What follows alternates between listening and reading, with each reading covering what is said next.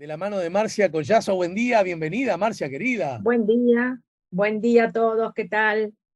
Bueno, vas a hacer cosas en el marco de la feria, Marcia, la gente quiere saber. Sí, sí, vamos a hacer. Yo tengo varias cosas.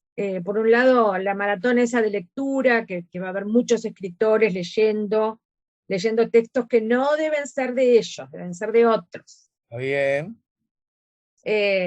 Y bueno, y ahí tenemos unos minutitos cada escritor, la gente seguramente va a poder pasear, ir de un escritor al otro, que es una cosa realmente muy valiosa, ese cara a cara, ese contacto humano directo, escuchar al escritor leyendo en voz alta, me parece que es una cosa muy rara hoy en día y que debemos rescatar. Viste que antes era así, antes la gente, mi abuelo nos leía en altavoz, por ejemplo, le encantaba Sí, leernos en voz alta. Mi madre nos leía, bueno, vos seguramente le has leído en voz alta a tu hijo. sí, Hay una claro. cosa muy irrepetible, muy única. Y entonces, bueno, que eso se dé en una feria del libro me parece que es algo muy valioso, ¿no? Valiosísimo, ya lo creo, ya lo creo. Y además implica que está bien, ¿no? Es como tiene que ser, pero también está bueno subrayarlo. Implica también cierta generosidad y cierto coraje de la escritora y del escritor que lee, que elige el texto de otro. Repito, generosidad y coraje, me parece que hay una mistura linda ahí también, ¿no? Sí, claro. Y bueno, que hay que adaptarse, ¿no? No es lo mismo que cuando vos lees en un ámbito X, más, si se quiere, más íntimo. Igual a vos se te da muy bien la lectura en voz alta, ¿no? A mí me encanta. Y bueno, Sí, y es parte de la tarea docente de uno, que fíjate ah, vos, años leyendo en voz alta cosas, ¿no? ya lo creo, ya lo creo. Bueno, ¿y qué tenés para decirnos a propósito, hoy lo comenté más temprano, de las asambleas orientales? Bueno, mira, ese es un tema muy interesante que hay que rescatarlo, viste, cada tanto, así como un pequeño goteo de la memoria, porque estamos en octubre, que es el mes de, bueno, son septiembre y octubre, ¿no? Pero digo, octubre es el mes de la Asamblea de la Quinta de la Paraguaya, y tenemos dos grandes asambleas orientales, que fueron las primeras, además, o sea, tienen una gran importancia por varios motivos, ¿no? 1811 10 de septiembre, Asamblea de la Panadería Vidal, 10 de octubre, Asamblea de la Quinta La Paraguaya. Tienen su importancia porque, primero, como digo, fueron las primeras asambleas de un pueblo, una comunidad que hasta ese momento no había tenido prácticamente ninguna participación directa en sus destinos, en sus asuntos, y no la había tenido porque, bueno, hasta ese momento, y seguíamos siendo justamente colonia, ¿verdad?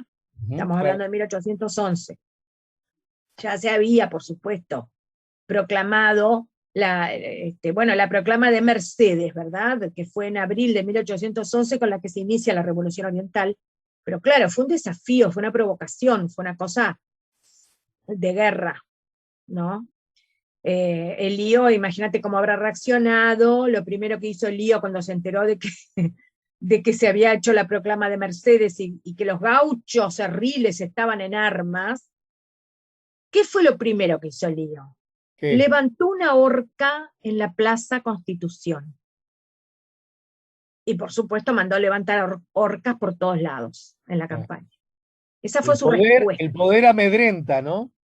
Y bueno, por eso, viste, ahí tenés. Esa fue su respuesta. Lo lindo de esta historia es que ese poder que amedrenta no amedrentó,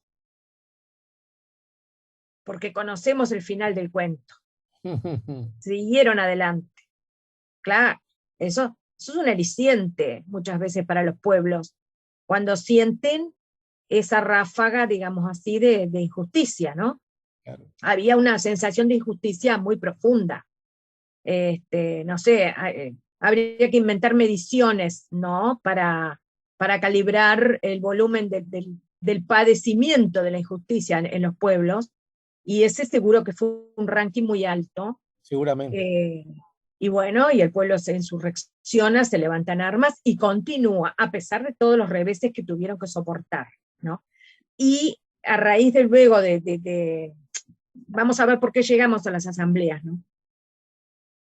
a raíz de la batalla de las Piedras, que fue en mayo de ese mismo año, fíjate que los acontecimientos se siguen uno detrás del otro.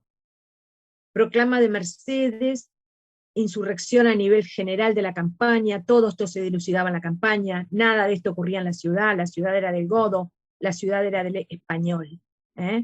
Se vivía como una opresión, pero la campaña no. Y bueno, en abril esa proclama, como te digo, y luego inmediatamente después, mayo, la batalla de las Piedras. Y la batalla de las Piedras, a pesar de que fue una batalla, si vos querés, bastante menor en entidad bélica, se ganó, fue un triunfo. Y de ahí Artigas pensó lo mismo que pensaron miles: hay que ir hacia Montevideo, hay que ponerle sitio a Montevideo. ¿Por qué había que ponerle sitio a Montevideo? Por lo que decía, ¿no? Era el lugar en donde estaba el opresor, el símbolo de ese poder que se consideraba muy injusto a esa altura. Ajá.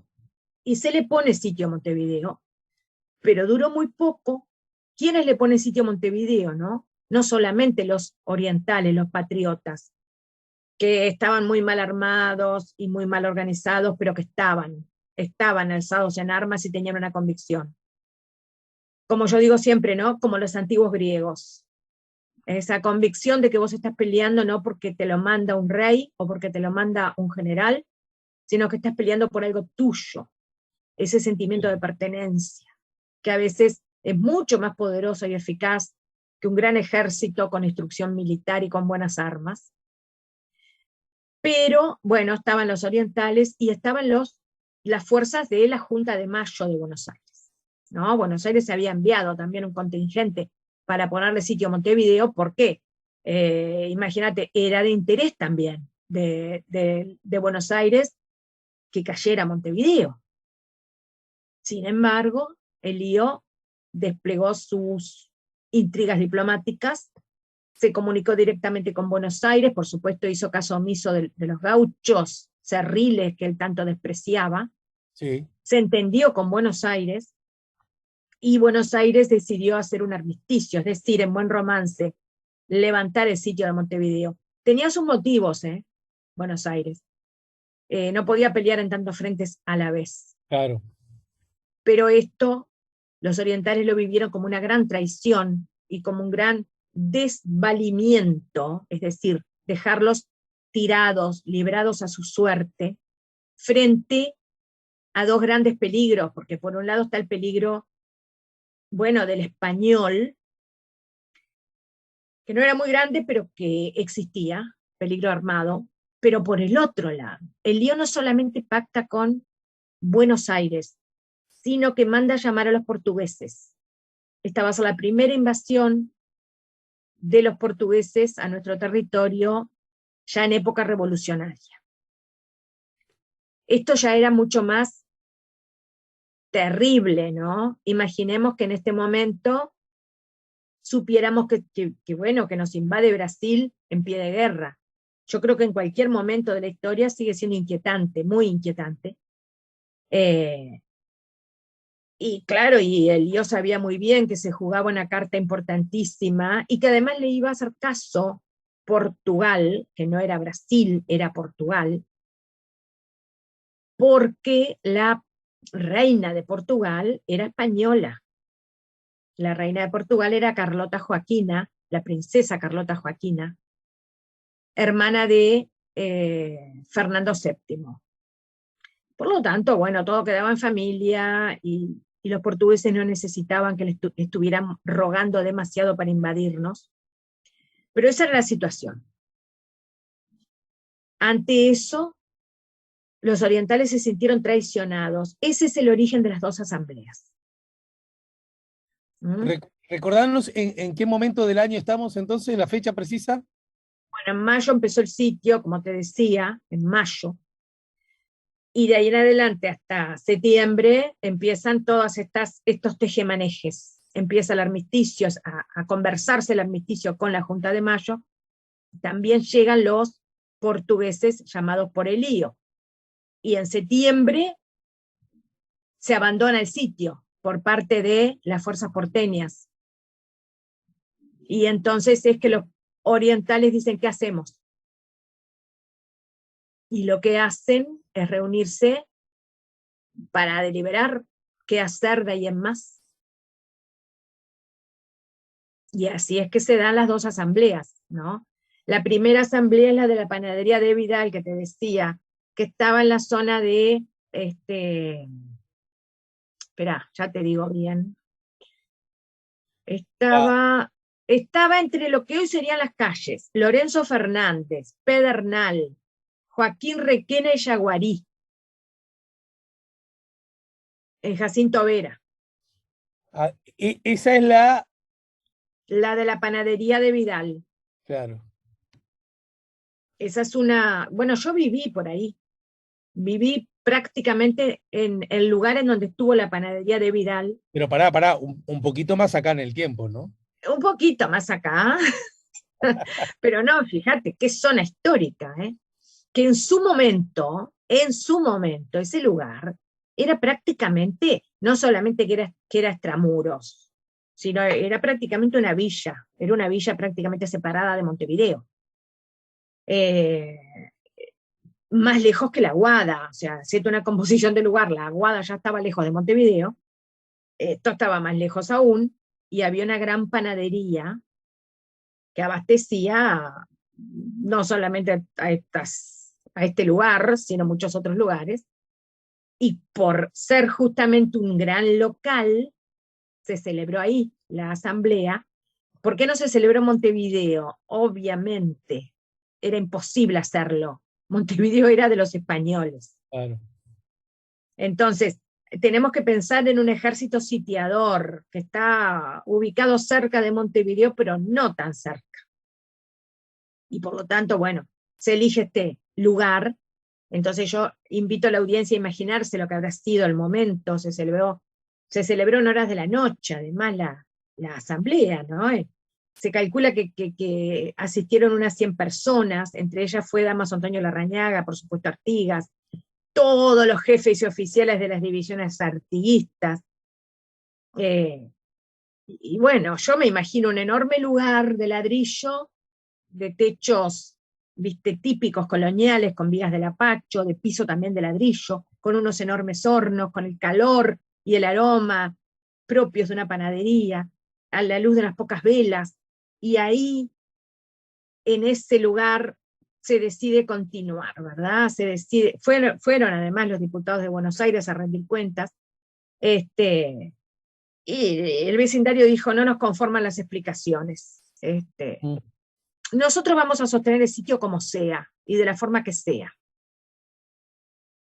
Bueno, eso era una petición de principio muy, muy linda y muy patriótica, pero en realidad casi imposible de llevar adelante, y ahí es que se hace al mes, se hace la segunda asamblea, que es esta que hoy deberíamos estar conmemorando, porque te das cuenta que se hizo el 10 de octubre, hoy estamos a 25. Esta segunda asamblea se hizo en la Quinta de la Paraguaya, que no tiene nada que ver con Melchora Cuenca la Paraguaya, Ujú. otra. A ¿En veces se dónde? confunde, ¿no? ¿Eh? A veces se confunde, se cree que. Y hay gente que cree, porque, viste, primero, Melchora parece que ni siquiera era paraguaya, o sea, no habría nacido en Paraguay, Sí, sí, sí, pero a sí. veces se confunde. Eh, de nuevo, ¿verdad? Se hizo en un lugar muy grande, muy importante, como era una casa quinta. ¿Situada en dónde? No se sabe muy bien, o por lo menos hay dos versiones, pero el lugar sí más o menos se sabe, ahí por Montecaseros y Garibaldi. ¿Mm? Es decir, también te das cuenta que es un lugar muy apropiado para que estén establecidas unas fuerzas sitiadoras. Eh, Otros dicen que es la zona del actual Parque Central, en la Claro, avenida 8 de octubre. la gente nacional reivindica eso, ¿no? Sí, sí, pero Aníbal Barrios Pintos dice que el casco, yo creo que en realidad formaba parte de lo mismo, pero que el casco foco estaría situado en Montecaseros y Garibay. Bueno, ahí también concurre un comisionado porteño llamado José Julián Pérez, pero claro, los orientales se indignaron cuando lo escucharon, porque este comisionado no viene a plantear, conversar, viene a informar de un hecho consumado. ¿Mm? Y el hecho consumado es que ya se ha verificado un armisticio, un acuerdo preliminar con el lío. ¿Para qué? Para levantar el sitio, como decíamos. ¿Mm? Ahí es donde la indignación es enorme, enorme realmente, y la gente dice que los puñales son la única alternativa que les queda. Sus puñales. Eso es una frase que puede parecer metafórica, pero que en realidad en el fondo es literal. Los orientales no tenían prácticamente armas de fuego. Bueno, las armas de fuego en toda nuestra historia, hasta inclusive la revolución de 1904 de París y Arabia, las armas de fuego brillaban por su ausencia, no había armas de fuego. ¿Mm? Eran muy caras y eran escasas, y aun cuando los hubieran tenido, había otro problema y era el de las municiones. Ujú. En la revolución de 1897, que fue la previa a la de 1904, Diego Lamas, que era el militar más importante, que estaba a la par de Aparicio Saravia, llegó a decir que su sueño, ¿sabés cuál era el sueño de Diego Lamas? ¿Cuál? Dormir sobre un cajón de balas. Para que te hagas una idea de cómo escasearían las municiones. ¿Qué podemos dejar para estos patriotas de 1811? Los puñales, los facones, las lanzas, las chuzas famosas y las boleadoras. Y nada más. Es literal en ese sentido. Es metafórica en el sentido de que te das cuenta de que aquí ya está hablando un pueblo. Acá ya está hablando un pueblo. Acá está hablando una entidad nueva que hasta ahora no existía. Claro, claro, claro, claro. Si bien hubo que levantar el sitio, porque era imposible sostenerlo de esta manera, esta voluntad nueva, ¿no? Vos acordate que José Artigas además era muy rusoniano. Había leído a Rousseau. Seguramente había leído mucho más que a Rousseau, ¿no? Pero, ¿por qué digo esto? Porque hay otra cuestión muy importante en esta asamblea, y es que se nombra a Artigas jefe de los orientales.